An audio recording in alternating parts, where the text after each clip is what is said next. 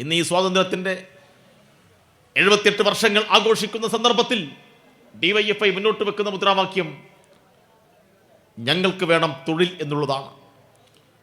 ഞങ്ങൾക്ക് വേണം മതനിരപേക്ഷ ഇന്ത്യ എന്നുള്ളതാണ്. എവിടെ പോയി ഈ രാജ്യത്തെ തൊഴിലെല്ലാം? രാജ്യത്തിൻ്റെ ഭരണകൂടത്തിന്, ഭരണാധികാരികൾക്ക് ഉത്തരവാദിത്വമില്ലേ ചെറുപ്പക്കാർക്ക് തൊഴിൽ കൊടുക്കാൻ? ഇവിടെ ഇരിക്കുന്ന എത്ര ആളുകൾക്ക് നിങ്ങളുടെ എല്ലാം വിദ്യാഭ്യാസ യോഗ്യതക്കനുസരിച്ചുള്ള തൊഴിൽ ഉണ്ട് എന്ന ചോദ്യത്തിന് പലർക്കും ഇല്ല എന്നാണ്. നമുക്കറിയാം, രാജ്യം സ്വതന്ത്രമായതിനു ശേഷം ഏറ്റവും രൂക്ഷമായ തൊഴിലില്ലായ്മയാണ് ഇപ്പം അനുഭവിച്ചുകൊണ്ടിരിക്കുന്നത്. ഏറ്റവും രൂക്ഷമായ തൊഴിലില്ലായ്മ, അൺഎംപ്ലോയ്മെൻറ്റും. നേരത്തെ ഇവിടെ സ്വാഗത പ്രസംഗത്തിൽ പറഞ്ഞു, രാജ്യത്തെ ബിടെക് പഠിച്ച വിദ്യാർത്ഥികൾ അതുമായി ബന്ധപ്പെട്ട തൊഴിലേക്കല്ല അവർ നയിക്കപ്പെടുന്നത്. അവർ നയിക്കപ്പെടുന്നത് 7500, 10,000 രൂപയ്ക്ക് മറ്റ് പല വിധത്തിലുള്ള ജോലികളിലേക്കും അവർക്ക് പോവേണ്ടി വരുന്നു. നരേന്ദ്രമോദി ഗവൺമെൻറ് 2014 അധികാരത്തിൽ വരുന്നത്. അന്ന് BJP മുന്നോട്ട് വെച്ച പ്രകടന പത്രികയിൽ അവർ പറഞ്ഞത്, ചെറുപ്പക്കാരെ നിങ്ങൾ ഭയപ്പെടേണ്ടതില്ല, നിങ്ങൾക്കെല്ലാം തൊഴിൽ തരാം എന്നാണ് പറഞ്ഞത്. ആ തൊഴിൽ വാഗ്ദാനത്തിൽ വീണുപോയി ഇന്ത്യയിലെ ഒരുപാട് ചെറുപ്പക്കാർ. എനിക്ക് ഏറ്റവും പരിചിതമായ ഒരു കുടുംബത്തിലെ ഒരു ചെറുപ്പക്കാരനോട് 2014 തിരഞ്ഞെടുപ്പിന് ശേഷം ഞാൻ ചോദിച്ചു, ആർക്കാണ് വോട്ട് ചെയ്തത്? ആ ചെറുപ്പക്കാരൻ എന്നോട് പറഞ്ഞു, ചേട്ടാ, ഞാൻ ഇത്തവണ സുരേന്ദ്രനാണ് വോട്ട് ചെയ്തത്. സുരേന്ദ്രൻ എന്ന് പറഞ്ഞാൽ അന്ന് കാസർഗോഡ് മണ്ഡലത്തിൽ ലോകസഭയിൽ BJPയുടെ സ്ഥാനാർത്ഥിയായിരുന്നു. അപ്പം ഞാൻ ചോദിച്ചു, അല്ല, എനിക്ക് അത്ഭുതമായി. അപ്പോൾ ചെറുപ്പക്കാരൻ പറഞ്ഞത്, ചേട്ടാ, ഈ നാട്ടിൽ നമുക്കെല്ലാം തൊഴിൽ കിട്ടണമെങ്കിൽ BJP വരണം. നോക്കുമ്പോൾ അവൻ പഠിച്ചത്, അവൻ പിന്നെ എന്നോട് പറയുകയാണ്, എൻ്റെ ക്ലാസ്സിലെ കുട്ടികൾ എൻ്റെ വാട്സാപ്പ് ഗ്രൂപ്പിൽ ഞങ്ങളെല്ലാം ഈ തീരുമാനം എടുത്തിരിക്കുന്നു എന്നാണ്. അപ്പം എന്താണ്? രാജ്യത്തെ ചെറുപ്പക്കാരെ പറ്റിക്കാൻ വേണ്ടിയിട്ട് വലിയ വാഗ്ദാനങ്ങളുടെ പെരുമഴയായിരുന്നു 2014. അവൻ പഠിച്ചത് എറണാകുളം അമൃത ഇൻസ്റ്റിറ്റ്യൂട്ടിൽ MSc കമ്പ്യൂട്ടർ സയൻസ് ആയിരുന്നു. MSc കമ്പ്യൂട്ടർ സയൻസ് പഠിച്ചവരും ബിടെക് കഴിഞ്ഞവരും MTech കഴിഞ്ഞവരും പ്രത്യേകിച്ച് പ്രൊഫഷണൽ കോഴ്സെല്ലാം കഴിഞ്ഞ ഒരുപാട് വിദ്യാർത്ഥികൾ, ഉദ്യോഗാർത്ഥികൾ നരേന്ദ്രമോദിയുടെ വാഗ്ദാനത്തിൽ വീണ്ടുപോയവരായിരുന്നു. അവർ പറഞ്ഞു, ഇന്ത്യ, മേക്ക് ഇന്ത്യ, അല്ലേ? എന്തൊക്കെയാ വാഗ്ദാനം? ഒരു വർഷം 2 കോടി, 5 വർഷം കൊണ്ട് 5 ഗുണിക്കണം 2 കോടി, 10 കോടി.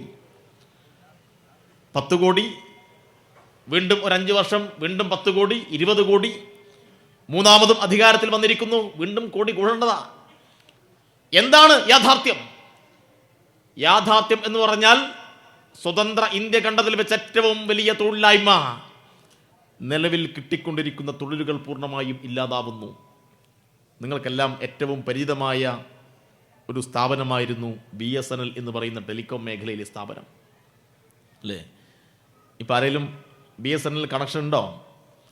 ഇനി ഉണ്ടെങ്കിൽ തന്നെ അഡീഷണൽ ആയിട്ടൊരു എയർടെല്ലോ, ഒരു ജിയോ, ഒരു ഐഡിയ, വോഡോഫോൺ ഏതെങ്കിലും ഒന്ന് അഡീഷണൽ ആയിട്ട് കരുതും. കാരണം ഇതിനെപ്പോഴാണ് റേഞ്ച് പോവുക എന്ന് പറയാൻ കഴിയില്ല. പ്രിയപ്പെട്ടവരെ, BSNL എന്ന് പറയുന്ന സ്ഥാപനത്തിൽ ലാൻഡ് ഫോൺ കണക്ഷൻ മാത്രമുള്ള കാലത്ത് 3,30,000 കൂടുതൽ തൊഴിലുണ്ടായിരുന്നു. ലാൻഡ് ഫോൺ കണക്ഷൻ മാത്രമുള്ള കാലത്ത് 3,30,000 പരം തൊഴിൽ. ഇന്നിപ്പോൾ കോടാനുകോടി മനുഷ്യരുടെ കയ്യിൽ മൊബൈൽ ഫോണുണ്ട്. കോടാനുകോടി മനുഷ്യരുടെ കയ്യിൽ മൊബൈൽ ഫോണുള്ള കാലത്ത് 3,30,000 നിന്ന് ഒരു 35 ലക്ഷം ആളുകൾക്ക് തൊഴിൽ കൊടുക്കാൻ വേണ്ടി കഴിയുന്ന രൂപത്തിൽ ഈ മഹാപ്രസ്ഥാനം വളർന്ന് വലുതാവേണ്ടതാണ്. വളർന്നില്ല എന്ന് മാത്രമല്ല, ആ സ്ഥാപനത്തിൽ ഇപ്പോൾ ഏതാണ്ട് 60,000 താഴെ ഉദ്യോഗാർത്ഥികൾ മാത്രമേ ഉള്ളൂ എന്നതാണ് ഏറ്റവും പ്രധാനപ്പെട്ട കാര്യം. ഇപ്പം രാജ്യത്തിൻ്റെ ഖജനാവിന് നഷ്ടമുണ്ടായി എന്ന് മാത്രമല്ല, നമുക്ക് ഏറ്റവും പരിചിതമായ ഒരു പൊതുമേഖലാ സ്ഥാപനം നമ്മുടെ മുമ്പിൽ നിന്നിതാ ഇല്ലാതാവുന്നു. അതിൻ്റെ ഭാഗമായിട്ട് ഈ കോന്നിയിലും ഈ മലയാളപ്പുഴയിലുമെല്ലാം അഭ്യസ്തവിദ്യരായ ചെറുപ്പക്കാർക്ക് ലഭിക്കേണ്ട തൊഴിൽ പൂർണ്ണമായും നഷ്ടപ്പെടുന്നു. ആ സ്ഥാപനം അടച്ചു പൂട്ടലിൻ്റെ വക്കിലേക്ക് പോകുന്നു. ഇതൊരു BSNLൻ്റെ മാത്രം കഥയല്ല. തിരുവനന്തപുരം അന്താരാഷ്ട്ര വിമാനത്താവളം, ആ വിമാനത്താവളം ഉൾപ്പെടെയുള്ള ഈ രാജ്യത്തെ 6 വിമാനത്താവളങ്ങൾ അദാനി ഗ്രൂപ്പിനും മറ്റു വലിയ കമ്പനികൾ കൊടുത്തു. തിരുവനന്തപുരം വിമാനത്താവളത്തിൽ നേരത്തെ ഉണ്ടാവുന്ന ഓരോ ഒഴിവും ഈ നാട്ടിലെ ചെറുപ്പക്കാർക്ക് പൊതുപ്രവേശന പരീക്ഷയെ അടിസ്ഥാനപ്പെടുത്തിയിട്ട് അതിൽ പങ്കുവയ്ക്കാൻ വേണ്ടി കഴിയുമായിരുന്നു. മെറിറ്റും സാമൂഹ്യനീതിയും എല്ലാം അനുസരിച്ച് അവിടെ നിയമനം നടക്കുമായിരുന്നു. ഇപ്പോൾ ആ സ്ഥാപനത്തിൽ നിയമനം നടക്കില്ല. അദാനി പറയുന്ന പണത്തിന് അവിടെ പണിയെടുത്തുകൊള്ളണം, അദാനി പറയുന്ന സമയം അവിടെ പണിയെടുത്തുകൊള്ളണം. അവിടെ പാളയെടുക്കും അദാനിയുടെ കരാർ അടിമയായിട്ട് മാത്രമേ എടുക്കൂ. കരാർ അടിമ. ജീവനക്കാരൻ, തൊഴിലാളി എന്ന പദമെല്ലാം മാറുകയാണ്. ഇത് BSNL-ലാണെങ്കിൽ, തിരുവനന്തപുരം വിമാനത്താവളത്തിലാണെങ്കിൽ, എയർ ഇന്ത്യയിലാണെങ്കിൽ, LIC-യിലാണെങ്കിൽ, HLL-ലാണെങ്കിൽ, BPCL-ലാണെങ്കിൽ എന്ന് വേണ്ട ബാങ്കിങ് സെക്ടർ ഉൾപ്പെടെയുള്ള ഈ പൊതുമേഖലാ സ്ഥാപനങ്ങൾ, കേന്ദ്ര സർക്കാരിൻ്റെ കീഴിലുള്ള ലക്ഷക്കണക്കിന് ആളുകൾക്ക് തൊഴിൽ കൊടുത്ത എല്ലാ സ്ഥാപനങ്ങളും സ്വകാര്യവൽക്കരണത്തിലേക്കും അതുവഴി കരാർവൽക്കരണത്തിലേക്കും അതുവഴി തൊഴിൽ കൊടുക്കാത്ത നിലയിലേക്ക് പോവുകയാണ്.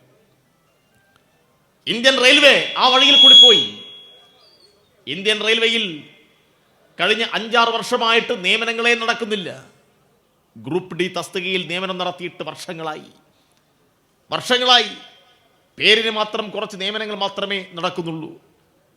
കഴിഞ്ഞ ദിവസം പത്രവാർത്ത നമ്മളെല്ലാം അത്ഭുതപ്പെടുന്നൊരു വാർത്ത വന്നു. ഇന്ത്യയിലാകെ 10 ലക്ഷത്തിൽ കൂടുതൽ അധ്യാപക തസ്തികകൾ ഒഴിഞ്ഞുകിടക്കുന്നു എന്നുള്ളതാണ്. 10 ലക്ഷം അധ്യാപകർ ഈ രാജ്യത്തിൻ്റെ വിവിധ മേഖലകളിൽ ഒഴിഞ്ഞു കിടക്കുകയാണ്. അവിടെ നിയമനം നടക്കുന്നില്ല. സൈനിക മേഖലയിൽ നേരത്തെ ഒരാൾ അങ്ങോട്ട് പോയാൽ ഏറ്റവും ചുരുങ്ങിയത് പട്ടാളത്തിൽ ചേർന്നാൽ ഒരു 15 വർഷം അവിടെ തൊഴിലെടുക്കാം, അല്ലേ? ഇന്നിപ്പോൾ പട്ടാളത്തിൽ ചേരുന്ന ഒരാൾക്ക് കൂടിപ്പോയാൽ 5 വർഷമാണ്. അഗ്നിപഥാണ്. പ്രിയപ്പെട്ടവരെ, നമ്മുടെ രാജ്യത്തെ ചെറുപ്പക്കാർക്ക് തൊഴിൽ കൊടുത്തിരുന്ന സൈനിക മേഖല ഉൾപ്പെടെയുള്ള എല്ലാ മേഖലയും പൂർണ്ണമായും സ്വകാര്യവൽക്കരണത്തിലേക്കും അതുവഴി കരാർവൽക്കരണത്തിലേക്കും മാറി എന്നുള്ളതാണ് വർത്തമാന ഇന്ത്യയിലെ ഏറ്റവും പ്രധാനപ്പെട്ട പ്രശ്നം. ഈ പ്രശ്നങ്ങൾ ചർച്ച ചെയ്യാൻ കേരളത്തിലെ, ഇന്ത്യയിലെ ഏതെങ്കിലും വാർത്താ മാധ്യമങ്ങൾ തയ്യാറായോ? ഒരു മാധ്യമവും തയ്യാറാവില്ല. ഏതെങ്കിലും 8 മണിക്ക് നടക്കുന്ന ചർച്ചയിൽ ഇന്ത്യയിൽ ലക്ഷക്കണക്കിന് ആളുകളുടെ തൊഴിലവസരങ്ങൾ ഇല്ലാതാവുന്നു, എന്തുകൊണ്ട് തൊഴിലവസരം ഇല്ലാതാവുന്നു എന്ന് സംബന്ധിച്ച് ചർച്ചയുണ്ടോ? യൂത്ത് കോൺഗ്രസിനോ മറ്റേതെങ്കിലും പ്രതിപക്ഷ പാർട്ടികൾക്കോ യുവമോർച്ച ഉൾപ്പെടെയുള്ള സംഘടനകൾക്കോ BJPക്കോ ഭരിക്കുന്ന പാർട്ടിയുടെ യുവജന സംഘടനക്കോ ആർക്കെങ്കിലും ഈ കാര്യത്തിൽ ആക്ഷേപമുണ്ടോ? ഒരാളും അതിനെക്കുറിച്ചൊന്നും മിണ്ടുന്നില്ല. ഇന്ത്യയിൽ തൊഴിലുമായി ബന്ധപ്പെട്ട പ്രശ്നങ്ങൾ ഉയർത്തി സമരം നയിക്കാനും ക്യാമ്പയിനുകൾ ശക്തിപ്പെടുത്താനും ലോകത്തോട് ഇത് വിളിച്ചു പറയാനും DYFI ഉൾപ്പെടെയുള്ള സംഘടനകൾ മാത്രമേ ഉള്ളൂ എന്ന് അനുഭവത്തിൻ്റെ വെളിച്ചത്തിൽ നമ്മൾ മനസ്സിലാക്കുകയാണ്.